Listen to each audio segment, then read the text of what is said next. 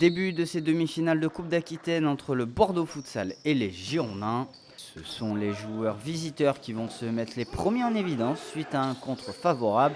Marvin Zingozan frappe mais le gardien parvient à repousser la frappe. Les Girondins vont continuer sur leur lancée avec une nouvelle frappe de Nassim Aguébé, mais le portier repousse une nouvelle fois le ballon. Mais le Bordeaux Futsal n'abdique pas et sur un bon décalage en rentrée, Don Angon ne va pas se poser de questions et frapper pour l'ouverture du score. Mais les joueurs visiteurs ne vont pas se laisser faire et sur un jeu à une touche de balle, Medidag va tromper le gardien pour le 1 partout.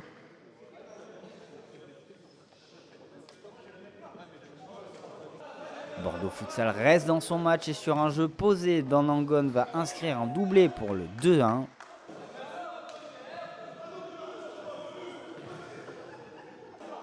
Toutefois, les Girondins vont insister pour revenir à la marque, mais le gardien parvient à stopper les tentatives. Et fin de cette première période sur le score de 2-1 pour Bordeaux Futsal.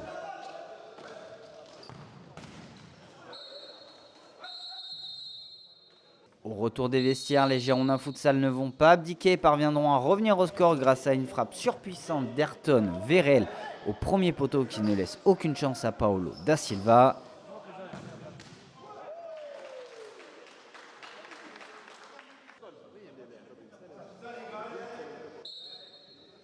Quelques minutes plus tard, les joueurs locaux vont essayer de repasser devant au tableau d'affichage, mais la défense girondine tient bon.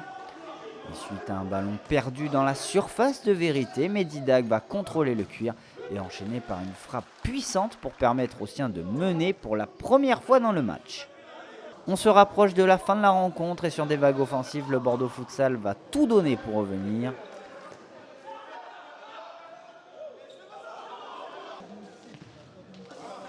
On est à quelques secondes du terme et sur une faute plein axe, c'est le capitaine Anthony Courty qui va frapper le coup franc et parviendra à égaliser pour les siens.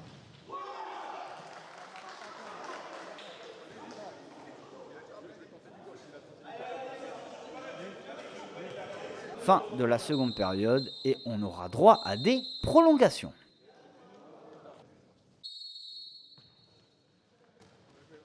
Très vite, Bordeaux Futsal va s'offrir le but du 4-3 par son capitaine et numéro 10, Anthony Courty.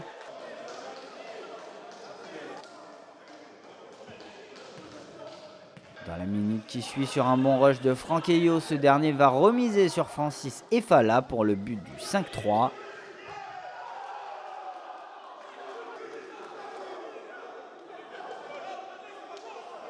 Dans la foulée, ou presque, Anthony Courty parvient à malmener la défense girondine avant de décaler Francis Efala pour le 6-3.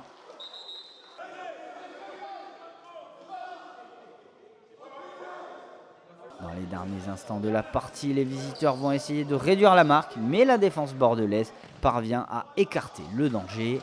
Fin de cette rencontre et c'est Bordeaux Futsal qui se qualifie pour la finale de la Coupe d'Aquitaine. Ouais, on est très contents. En plus, c'est notre première année, donc on vient de créer le club cette année. Finir par une finale en Coupe d'Aquitaine, c'est excellent.